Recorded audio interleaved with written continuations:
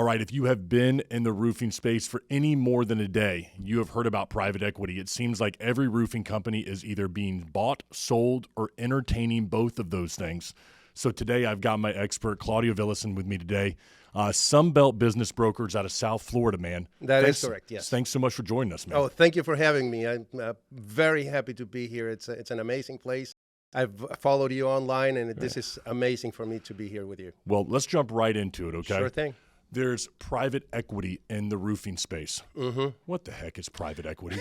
Are these guys like some mysterious guys in suits that are sitting around some board table in Chicago, New York, and L.A.? Yeah. You've been involved in this world. Who's private equity, brother? Well, actually, private equity is more than just one group of people. There's a lot of different private equity groups, and some of them are, those big suit guys in the middle of New York or Chicago looking for companies to buy. Some of them are much more down to earth, and they're looking for companies to actually make them grow. Private equity is basically a group of people that gathers a lot of money from a lot of investors, wealthy people, $200, $300, $400, $500 million or more, and they go into different industries and do investments in the industry. The industry to be invested in has to have certain parameters that they're looking for. For example, an industry that's very scattered, okay? Roofing industry is a scattered industry. There's a lot of mom and pop shops, a lot of people that are independent owners, and it's at a point where there's a lot of older people that are looking to retire, and this is a perfect place where somebody that has a lot of money would like to invest. Their idea is to take that company and make it more up-to-date, add more technology, lower costs, bringing management to them, and taking a nice, good working company and making it great. So that's what their objective is. There's different strategies for that. We'll talk about that. And we can talk about that. Yes, of course. Who are the players in this game? We talked about there being some boardroom guys, right? And you said there's maybe some guys that are maybe jeans and boots too. Yes. So talk to me about the players. Who are the big ones? Well, the bigger ones are mostly, they would be the board guys, right? Okay. You're looking at Bain Capital, you're looking at Berkshire, you're looking at Alpine. Alpine is a very big one. Many people know Alpine, and they're really nice people. By the way, I know most of them. The Freeman O2 investment is another one. So those are the bigger ones. They're ones. So you say that they're big because they have a lot of assets under management, AUM. Okay, so if we look at Bain, for example, they have $185 billion in assets under management. Where are you finding this information for our viewers? This is from PitchBook. From PitchBook. Okay, good. Okay, so yeah. So I just want to be clear with our viewers right here because you do have a top 10 I think we were talking about before. Yes. So talk to us more about this AUM thing. So this is assets under management. These are the things that they have under their portfolio right now. Exactly. Got it. It's the assets that they're managing, and they're using that money to buy businesses. Okay. So like I said, Bain has $185 billion. Then you can talk about, for example, Leonard Green. They have $75 billion. And O2, they have, let me check, they have $1 billion under management. Oh, just so it's tiny little thing. Yeah. But they're not all going to go only to the roofing industry, okay? They're looking into different places. What they do is they create funds. Within that money, they say, okay, we're going to allocate this much money to the roofing industry. We're going to allocate this much money to the HVAC or other industries as well. The blue-collar industries are very good targets for them as well. So, it's not only the roofing. We're talking about electricity, plumbing, siding. HVAC, of course. Well, HVAC's been around for a while. They've been focusing on that for a while. Yeah. So, and then you have the people that are more, like you and I, people that are working and they actually gather some money and they want to invest in companies. Those probably have $50-100 million. It's not as big as these guys. But basically, sometimes they're backed by the private equity. So somebody that's really entrepreneurial, you have a very strong business owner that's entrepreneurial and wants to expand, he can go and knock on their doors and say, hey, you know what, can you help me buy more companies? So the private equity will help them by lending or by investing with them in new companies. Okay. So, Claudio, when I go do sports betting, all right, I have a general rule, all right? I don't bet on anything that I don't understand. All right? Like, I understand college football. So when I go out there and I bet on college football, I think I've got at least a fighting chance. Yes. All right, but the NFL game I'm not as familiar with. NBA game, not so much. So when I see the lines or the spread on that, I'm thinking this isn't for me because I just don't understand the players in the game. I have to imagine that the players in this game, whether it be the guys around the boardroom or even the individuals gathering 50 to 100 million at the small level, don't understand roofing very well. I doubt many of them could go onto a roof and tell me the parts of the roof and how it's built. But yet these guys are investing in things like the roofing game. Yes, Why? that is correct. Because it seems to me a little counterintuitive. Like when you think about investing, you think about something that you know, something you're familiar with. Yes. Are these guys familiar with roofing, or is this just simply a numbers, spreadsheets, looking at it from that perspective? Yeah, very good point as well. And the answer is there's not one size fits all. Okay. Some of them have no idea about the roofing industry, and they hire people that know about the roofing industry, and they make them managers, right? So they work with them. They understand the spreadsheets, they understand the financials, they understand how to make a business work, but not necessarily how roofing industry works. But they have the money and the resources to actually hire the right people to manage those businesses. Okay. Now, you know, if you've been in the industry for a few days and more than one, probably you've seen that there's a lot of horror stories out there too, right? And that's why it's so important when you're thinking about selling to really do a deep dive into who your buyer is, okay? Just because they have $1 billion in assets under management doesn't mean that they can actually do a good job. It could go sideways. So your job as a seller, if you're interested in actually selling your company, you really need to understand who your buyer is, why they buy, and what their success stories are. One of the things that you have to ask them is, okay, how many other companies have you bought, and can I talk to the people who actually sold you the company, right? So they will do a very, very deep due diligence on you. You need to do a due diligence on them, on the buyers, okay? Yes. Because again, it's basically, you know, private equity, a lot of money put it into a business. Now, after that, there's a lot of different strategies, management. There's a lot of different cultures. You know, some of them just buy it to sell it in only 5 years. Some of them buy and hold. Some of them buy and grow. Okay, so those strategies are actually, you know, if you ask them, they'll tell you what they're looking for. Yeah. Okay, so, you know, again, it's interesting. It's not just one thing. It's like, you know, there's not one roofing company. You have different roofing companies. Of course, everybody does roofing, but, you know, some people will focus more on the marketing part. Some people will focus more on the production. Some people, I mean, there's different options, if you will. One of the things you have to do as a seller is decide what a successful sale looks like to you. Yes. And I think this is something that is lost in the process sometimes. The buyer knows exactly what they want to get out of this thing. The seller, all they begin to think about is the dollar bills. Yes. How much money am I going to get? How much responsibility am I going to have in the future? I've seen some guys, though, and I want to know from you, have you heard some horror stories and some things that went wrong? Because one of the things that comes to my mind is this particular individual, he sold his company, and they changed the name, I think is what it was. They changed the name, the colors, the logo. Everything got changed within a period of 18 months, and it hurt him. He got the money, but then he felt like his legacy, the thing that he had left behind, was gone. And yes, they kept the people and they kept the area and the market share and all that stuff was great. But he couldn't drive past that building anymore and see that logo that he had made with his kids, see the same colors that he had seen for years and years. Yeah. And all those dollar bills to him didn't mean as much now. Well, yeah, Patrick, you're saying something that I think it's so important. I don't know of any, you know, business owner, successful business owner, that it's in there just for the money. Yeah. Most people are there for the legacy, for what they're going to leave it behind to their kids or to their family or just the community.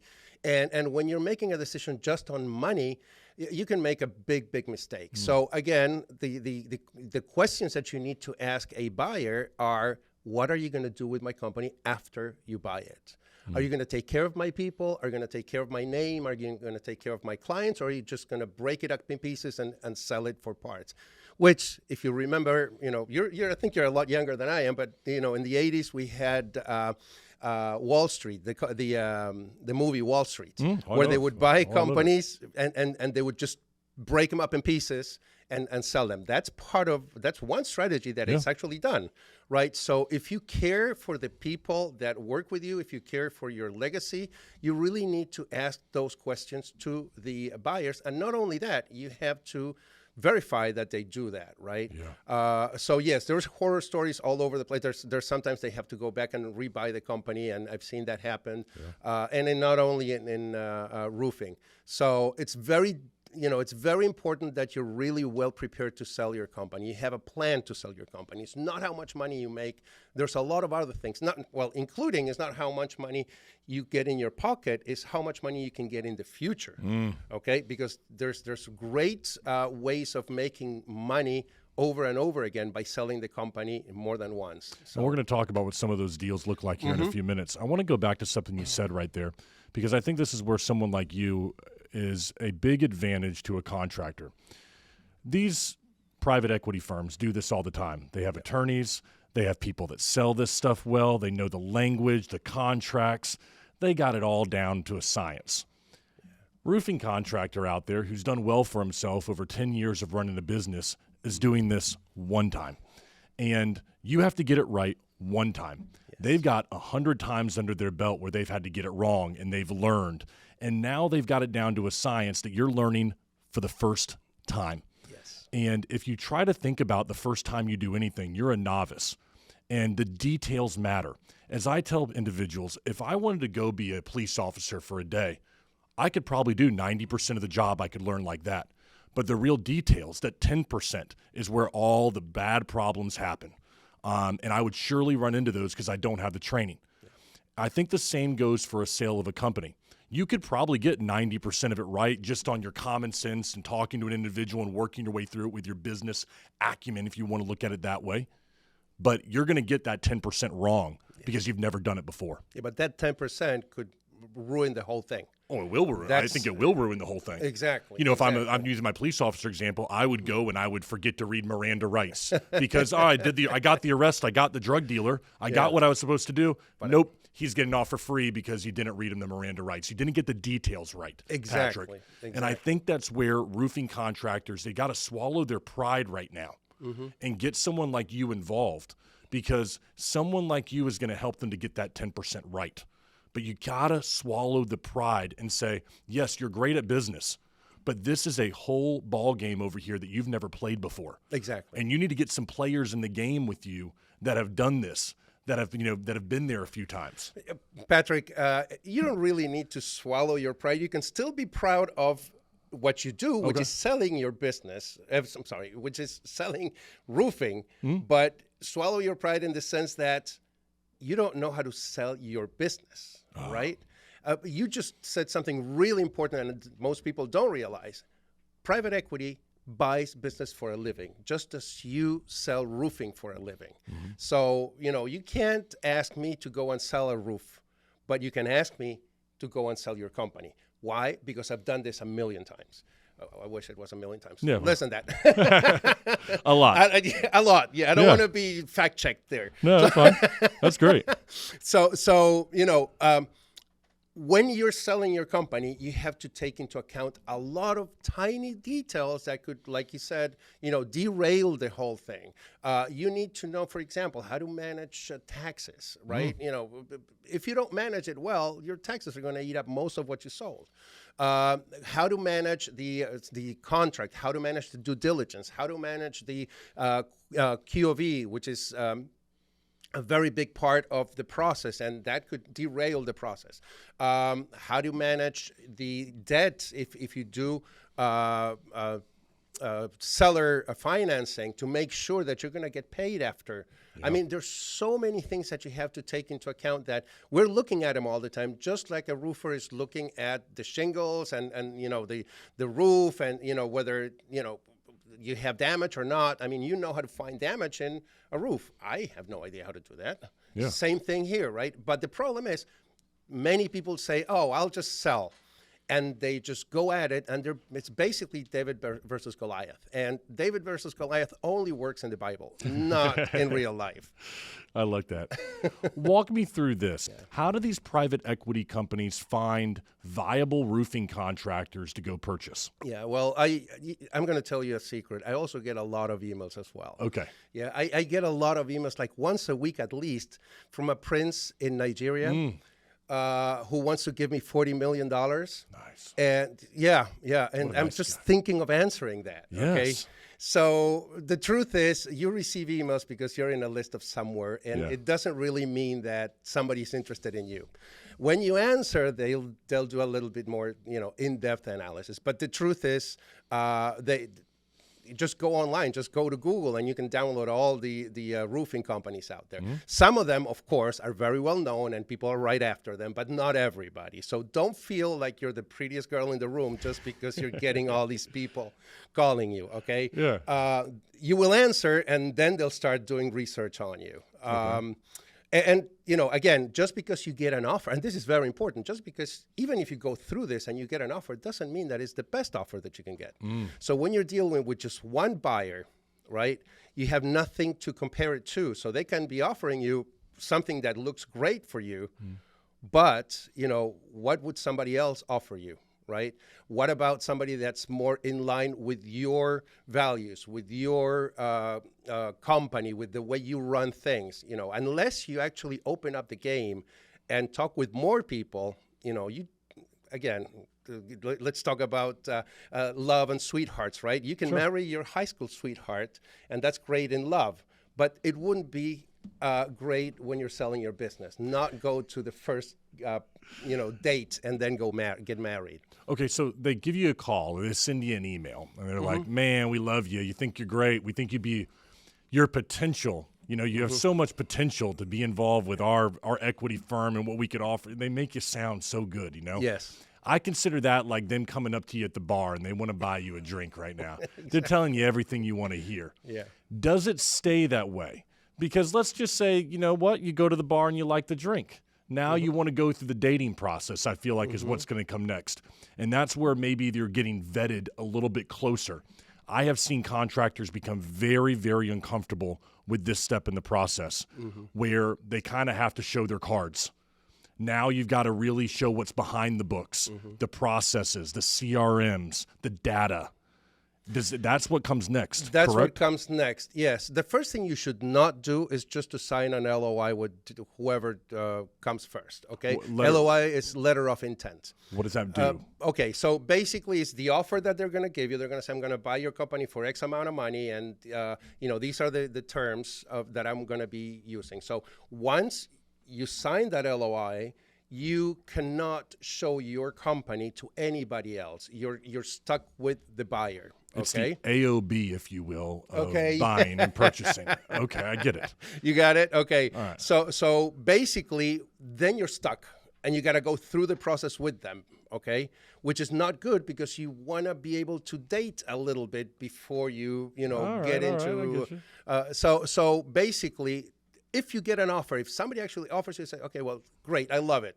Let me just pause for a minute and look for other potential suitors, okay? Yes. Then, once you've gone around the block a few times, then you sign up. Because you know what? If they want to really buy your company, they're not going to push you to it, and they're going to wait for you to come back and answer, right? So take your time. Don't take the first offer. Don't sign the LOI.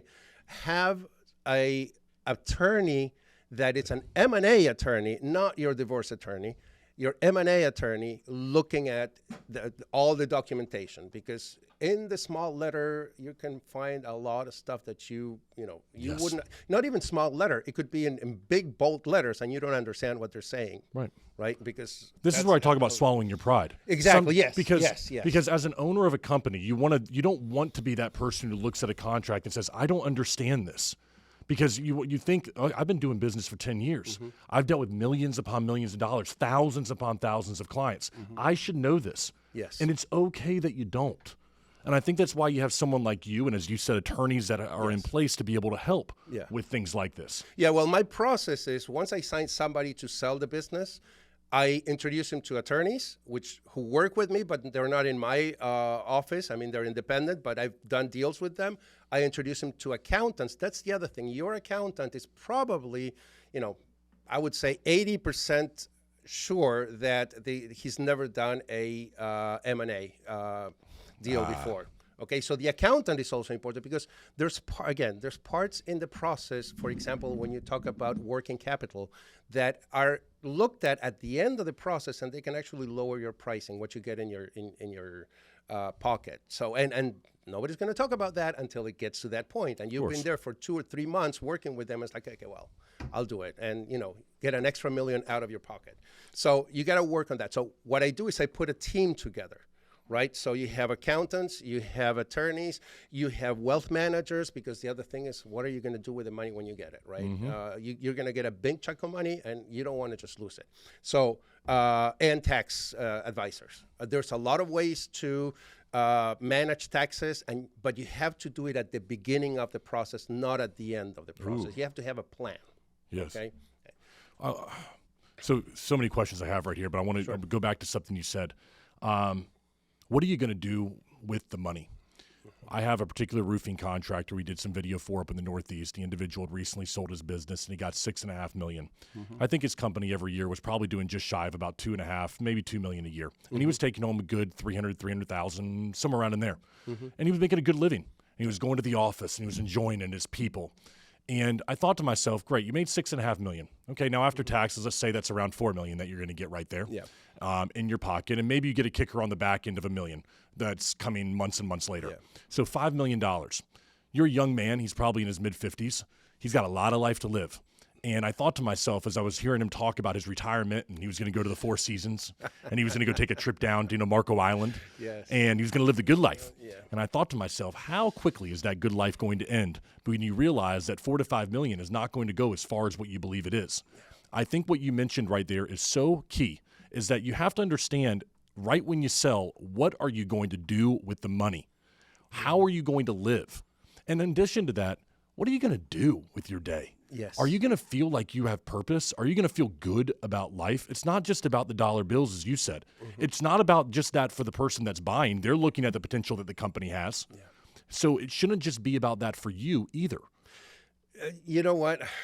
I'm going to tell you a story that it has nothing to do with roofing. I love it. And it has nothing to do with selling companies, but it illustrates what you're just saying. I am from Argentina. And many, many, many years ago, there was a company like AT&T, but it was an Argentine company.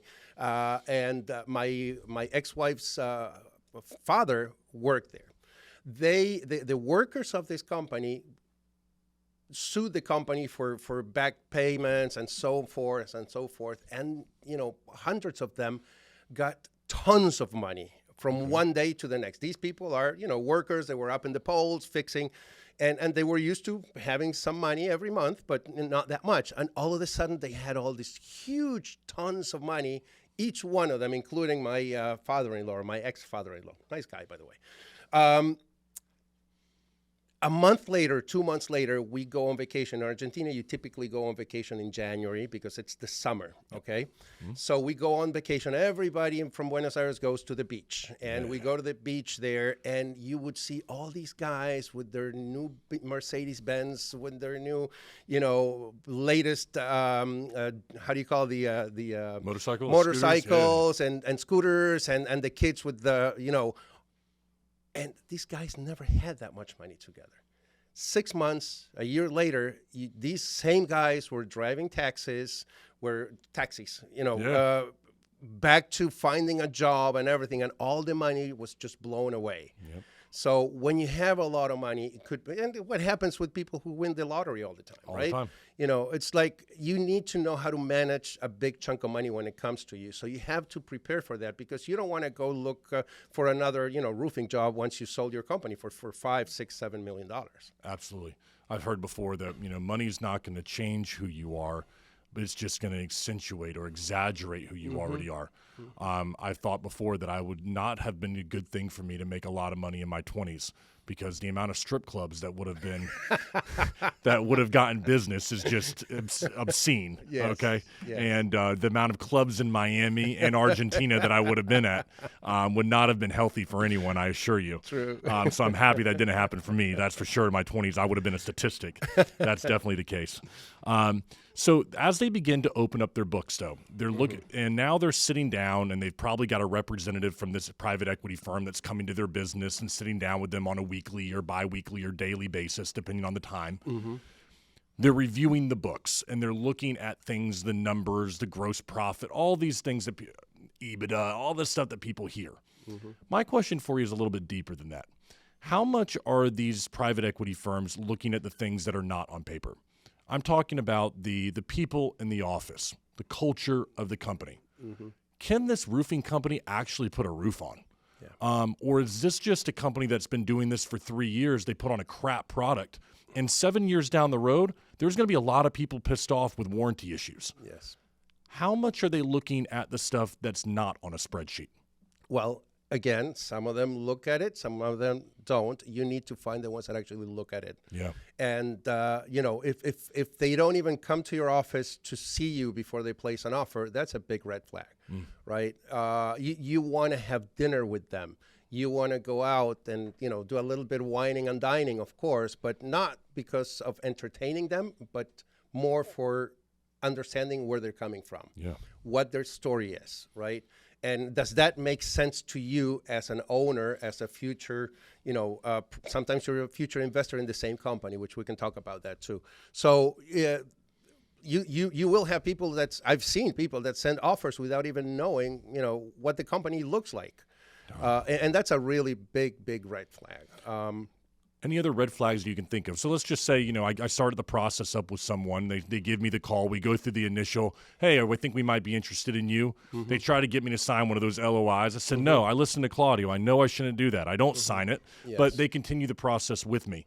What are the red flags throughout the process that somebody could look for that go, no, this should be something that sticks out of my mind? Yeah, well, you got to have your ears and your eyes open for all the different, subtle signals that they will sell, right? Are they asking you about your people? Are they asking you, who's the most important people in your company? Are they asking you what your culture is? Are they asking you, how do you do your day-to-day job? Or are they just focused on, how much money did you make and, what's the return and so forth? So that's why we, as intermediaries, we work on that. We work on listening to what they're saying. And, I do a first vetting. I mean, I will not send you an offer from somebody that I know because I've heard before or because I had some kind of, relationship before that it's not going to be right for your company. Because, you need to kill the problem before it starts. You don't want to get all the way to the due diligence part and find out that buyer was not right for you. Yeah. Okay. The most dangerous or maybe riskier part of the whole deal is right after you sign the LOI and you go into the quality of earnings or due diligence. The reason for that is I just told you, you're stuck with your buyer until the buyer decides whether they want to buy you or not. Yes. Okay. They are the ones who decide. Number two, they will get access to all your books and everything. So you're opening up all your information to them. Number three, you're putting money because you're going to have money and resources. And the people in your company will know that you're selling the company by that time. Yep. Okay. So all these things, if the deal doesn't go through, you'll be in a pretty bad situation. Yeah. Okay. Not only that, at the end of all that, if you go back to the market, guess what all the other buyers are going to say? What happened? Yeah. Why didn't you go through the LOI? What am I looking for here? What's going on here? Or if they chose not to go through with it, they're going to be the ones telling the market why they chose not to go through with you. Now you're no longer the prettiest girl at the bar. Exactly. Now you're the one who's got the hang-ups with the ex that everybody knows about, and he's sitting right over there. And now you got to deal with that crap. Exactly.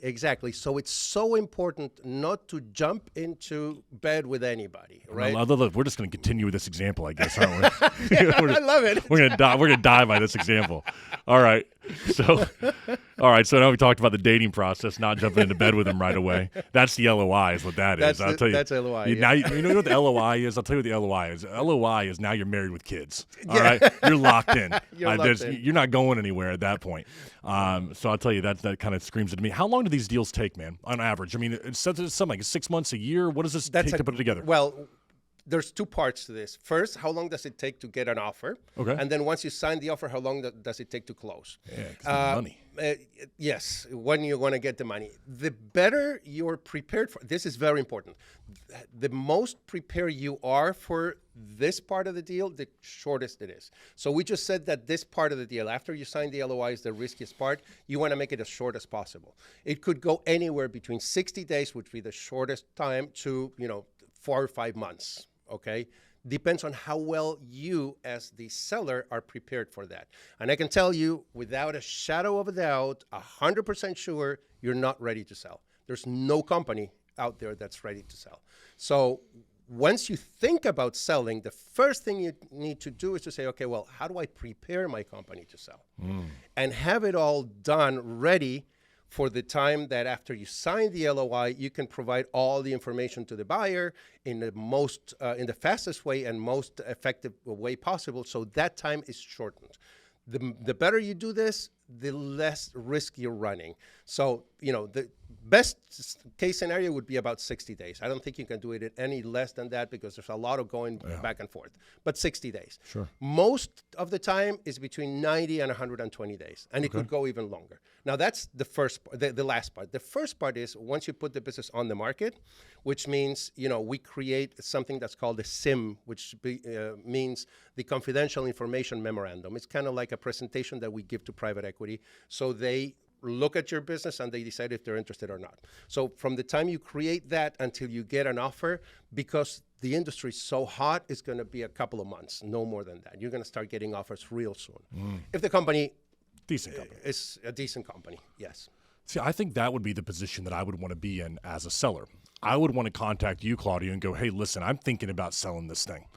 I want to be in the driver's seat. Yes. I want to be in control of the process. And rather than being the person that's called upon, I want to be the one doing the calling. Yes. I want to be the pretty girl at the bar. And I look at you, if we're continuing with our example, as the best friend of the girl. Yes. You're the one who knows what she's looking for out there. Yeah. And as these suitors are coming up to her, you're vetting them and saying, not really right for you. I know that guy. I've seen him at the bar a few times. I know what he's about. Yes. You don't need to get involved with this dude. So I look at you as being that best friend. Yeah. And I think that helps them to be in control throughout the process. Rather than playing on their heels, they're the ones who are out there going, yeah, I am interested in that person. Or they do have the things that I'm looking for and somebody's going to buy my company. Absolutely. And this SIM that you're talking about, I think, is very important for contractors to know. You don't have to wait on that call. They can get involved with someone like you immediately, and you can start to put together an offer to make to the buyers that is attractive. Exactly. Well, absolutely. Do you know what the best time to sell a company is? What is it? When you want to. Okay? Got it. So that's right. It has to be on your terms when you want to, and you need to be on the driver's seat. So if you're ready to sell the company, you can actually be shopping around for buyers without actually, committing to anything until you find the right buyer that's going to pay the right amount for the right reasons and so forth. So just like when you're, if you have a job, I haven't had a job for years, but I remember when I had a job, and, I would look for other opportunities while I had the job, not when I'm laid off, right? Yes. Because at that point you are, you're in a desperate situation, and you show that too. And that's the other thing. If the company's doing well, it's a really good time to actually think of selling it. I had actually a friend of mine who asked me to sell his company. It was not a roofing company. It was a few years ago. I used to sell everything. Now I only sell roofing companies, by the way, but I used to sell anything. And this guy had a company, and he says, it was January 2022, I think, and he says, hey, Claudia, I want to sell my company. I said, sure. We put everything together, and it starts growing and growing and growing, and he's get all these contracts, and he calls me 6 months later. I said, Claudio, no, you know what? I don't want to sell it. I said, don't be a fool. Sell it now. people are looking at your company and they're looking how much your sales are growing, it's the perfect time to sell. No. Okay, fine, don't. Well, 6 months later, he was in the dump. And he calls me and says, now I want to sell. And I said, now who's gonna catch a falling knife? Yep. Right? Whether it's true or not, I don't believe that trends actually continue, but our human mind looks at those trends and we believe that they're going to continue, right? Yep. That's why people buy wrong and sell wrong stocks, right? Yep. That's why people lose money. And well, for the same reason that people lose money in the stock market, you can lose a lot of money in your company. The best time to sell your company is when you want to and when it's doing well. Because here's the thing. How do you value a company? You know what companies are valued? It's my understanding. I hear this word, even though I'll be honest, I don't know what the heck it means. EBITDA, I hear all the time. If I have to hear one more person tell me about 5.5 EBITDA, and I've had friends that have tried to explain it to me that are much smarter than what I am, and I sit there and go, guys, I'm lost. All right. So the answer to your question is no. Okay. I don't know. I'm going to make it real simple Tell for me. you. Real simple. We can go into, different theories and how you value assets and so forth. But it's at the end of the day is how much money the company makes, not how much money you sell, not revenues. How much you make at the end of the day times a multiplier. That's it. So where does this multiplier come from? The multiplier comes from that's the more complicated part. Okay? How do you get that multiplier? All right. So that multiplier has a lot of different variables that affect that multiplier. One of them is whether the industry is hot or not. Okay. Right. So the multiplier is going to be higher for roofing than for typewriting machine companies. Sure. Yeah, it makes sense. Printers. So, printers. Yeah. Okay. Yeah. So roofing has a high multiplier. Why? Because there's a lot of people coming in. Free market, coming in, want to buy, increases the multiplier. The second big influencer on the multiplier is whether you are involved in the business or not. Involved in the business or not. The less involved you are in the business, the bigger the multiplier. Okay. That makes sense to me because they want control. Exactly. All right. What is a buyer buying? They're buying the business, not you. Exactly. Is that what we're going at here? Exactly. They're buying the business. They're buying the cash flow of the business. They're buying the profits of the business. Okay. And they are buying the continuity of that business. If you are the business and you leave, the business doesn't have continuity. So the multiplier goes down. But this is a perfect time to ask you about this then, because I have seen some big multipliers where they have formed the deal with the understanding that the owner will stick around. And so I've seen this to where maybe they have a 5-year contract where they have to be involved. Yes. And there are different structures to these deals is what I'm getting at. There's not a one-size-fits-all or even like a half dozen sizes fit all. There is any number or mixture of different types of deals and standards and contracts and all that go into this stuff, right? Yes, absolutely. That multiplier could be a lot bigger if you structure it the right way, if you structure the deal the right way. If you're a young guy that has a company that's successful and somebody comes and buys you, they are going to want to keep you there, okay? Mm-hmm. So you sold the company, you put money in your pocket, and you work with the company for a few years, and you can actually reinvest in the company. We talked about it earlier, or we touched on it. I think it's a good point now to actually talk about it. Let's suppose you have a very good company, right? And you're, 40-some years old. So you got a long way to go. You sell the company, and the offer that they make you is, okay, I'm going to pay you 5 times EBITDA today, okay? And you can actually reinvest in the company. So you buy it, and then you reinvest a portion of what they gave you, okay? Mm-hmm. Now you're going to be making money as the private equity makes it grow. Mm-hmm. So let's suppose it's 20%. That 20% can keep growing, and it could become the same amount of money you're making today, but 5 years from now, if you have the right buyer and they do the right thing. And some of these deals, though, are structured, Claudio, to where it's not how well your company does, but the conglomerate within that portfolio. Exactly. And so I think this is where you're talking about vetting that buyer appropriately, because it's not just your market. Exactly. It could be 20 other markets that they've purchased, and you've got to look at their entire portfolio if you're going to reinvest back into it. Yes. And we just said about the multiplier will be bigger as the risk goes lower. A bigger company has a lower risk. So that 5 multiplier, as you aggregate everything, and that's where private equity makes money, that 5x could become 10x. So you're not only making more money because you are making more money, but because the multiplier is bigger. So now you take something that's worth $5 million and it could become $50 million down the line. Yes. Okay. And that's where a smart seller will actually make a huge killing. Yes. You can make generational wealth by doing this the right way. Okay. Now there's two things. You could make a lot of money or not. Okay. I like a lot of money. Very simple. Me too. I like a lot of money. Yeah. But in case everything goes to crap in the future, if you kept your $5 million at the beginning, you're not losing everything.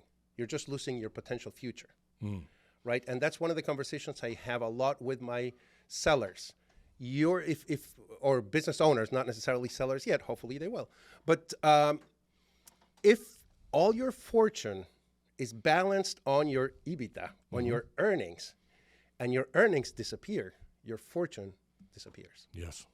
Okay, so it's a smart thing to think, okay, I sell most of what I have, I reinvest a little, I keep money somewhere else, and everything goes to crap, I still have money somewhere. Yes. Imagine what happened. In 2001, we had 9/11. In 2008, we had the housing crisis. In 2019, we had the COVID. Always something. When is the next crisis coming? Tomorrow. Who knows? Who knows? Yeah. So if all your fortune depends on your company making money, and I've seen people that lost everything. I mean, and they had millions and millions of dollars. You probably met them too during the housing crisis. So make sure that you balance. This is not so much about running or selling a business, but it's basic, diversification. Yes. Be diversified. Sell part of your company, put it somewhere else, whatever you want to put it, but don't have all your money relying on the one number that could blow up anytime. And it's not only about blowing up because of external reasons. There's DCs. We call it the Ds, the 5 Ds. DC is distress, divorce. Divorce is a big one. We're going back to that, Oh, boy. Here we go. You met him at the bar, you're married with kids, and now you decide to get a divorce. I told you couldn't do it. Distress and death. And death is a big part of, you're going to exit your business. Yeah. You know that. Even if, don't want to, you eventually if you die, you're going to exit your business. Now, if you die and you're not ready to sell your business, what's going to happen to your family? What's going to happen to and I can give you an example of that really broke my heart because, again, it was in the roofing industry, a different industry, but the father, who was about 80 years old, left his company to his son, okay? And the son was managing the company for the father. The son dies in a car accident. And now the father, who's 80 years old, calls me and says, Claudio, I need to sell my company. And I look at his company, and it's impossible to sell this company. And I'm like, he says, I've been working on this for 30 years. What am I going to do? This company is worth nothing. I'm sorry, I can't sell it because you're not making any money. And there's nobody in the company running it. So your son, and unfortunately he died, but he didn't do the right thing. He should have prepared the company in case something happened. Yeah. So you got an 80-year-old now that has little or no money, and he could have had a few $1 million if they had managed this correctly. One thing I like about you, Claudio, and getting to know you just briefly, okay, is it seems you do take an interest in getting to know your clients on a personal level. And I think that's important for a couple of reasons. Number one, we've already alluded to it, is that you've got to understand what they're looking for to sell. And we were talking earlier about you going to a racetrack with a client. You're getting to know them, and you're having beers, and you know their kids, you know their goals in life, what they want to do afterwards. And that allows you to better vet these individuals who are looking to buy. But I want to know this. is there value in understanding the strength of the company that you're attempting to sell? My question is, as you get to know these companies, how important is it that they carve out something that they are really good at if they want to increase that multiplier number? That's a huge, huge insight that you just said, and I agree 120%, if not more. Your company is a product like anything else. Your positioning as a company is very important, right? And your positioning, you need to find what's your positioning. Yeah. What makes your company better than any other companies out there, right? But that positioning is going to be good maybe for this type of buyer or that type of buyer, and not for the other type of buyer. Just like any positioning, you can't have it for everybody, right? So if you're a great marketeer, or if you have great production, or you have excellent, social media presence, for example, those are great positionings that somebody might want to buy your company because of that. And guess what? They're going to pay more. Right? That's what's called a strategic buyer. So we talked about all these different private equities, but there's also two ways to check to see a buyer. You have a financial buyer and a strategic buyer. Big Venn diagrams, if you will. So the strategic buyer is going to buy your company because it makes them more money. Okay, so let's suppose you have a company that has bought another roofing company that's really good in production, but they're not good in marketing. If they find a company that is good in marketing, they're going to be willing to pay more than somebody else because it's adding to their strategy. Yes. Okay, so yes, absolutely, focus on what you're good at, and that's part of the SIM as well. So we look for why would somebody want to buy this company, right? What are the reasons for that? And if I find the buyer that's actually looking for a company that has great marketing, and you are the company that has great marketing, guess what? You're going to get paid more. Yeah, just like anything else. I keep on thinking right now, I mentioned this a little bit. I'm going to use a weird example here for you, Claudio. Animal crackers, all right? Okay. You remember animal crackers in the 90s? They had the box that looked like the zoo, right? And it looked like you could take a lion and an elephant out of there. The crackers sucked, though. They sucked. They tasted like crap. All right, but for some reason, you could pick up the little box, and everyone bought them because it looked like a zoo. Yeah. It was the weirdest thing to be really good at. All right, but they found their niche is my point here. And I can imagine there were some guys sitting around a table, all right, and they probably had a little whiskey. And this guy comes up with an idea that, well, you know what? We're going to do crackers shaped like animals. They're going to taste like crap, but we're going to put them inside of a cardboard box that looks like a zoo. And it's going to work. It's going to crush it for over 100 years. Yes. And his friends were like, yeah, sure, bud. You got it, man. You just drink another drink, all right? But it worked. And I think that the roofing companies sometimes, they don't look at what is working for us. Yes. What is it that we are bringing to the market right now? I'm a $50 million company. I'm a $10 million company. You are doing something right. Yes. Go out there and identify what it is that you're better at than everybody else, and push your damn chips in on it and call Claudio and say, hey, listen, man, I think I got this that somebody's going to want. Exactly. And I think that's really important that someone identifies what they're really great at. What are you better than anybody else in the world at what you're doing right now? Because there's somebody out there that that wants that. Exactly. If not, you're a commodity. That's and right. Commodities are, how do you buy commodities? By price. Yep. So same thing happens with companies. If you have something that makes you stand out against the rest, you're going to get a better deal. That's for sure.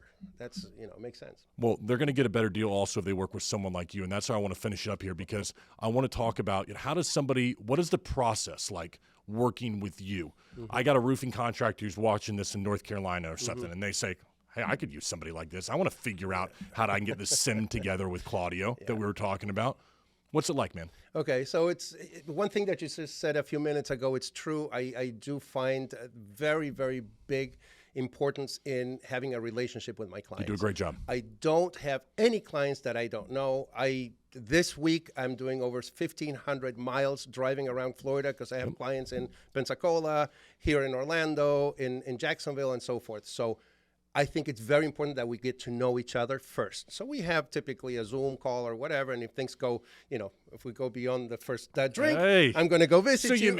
you meet him on the dating app is what you do here, and then you decide if you want to go out for drinks after. I get it, man. All right. So we get to understand the company. There's no commitment there. We get to understand you, what your values are. Of course, I need to look at your financials, see how they are, and so forth. And then I do a diagnostics, and I say, hey, you know what?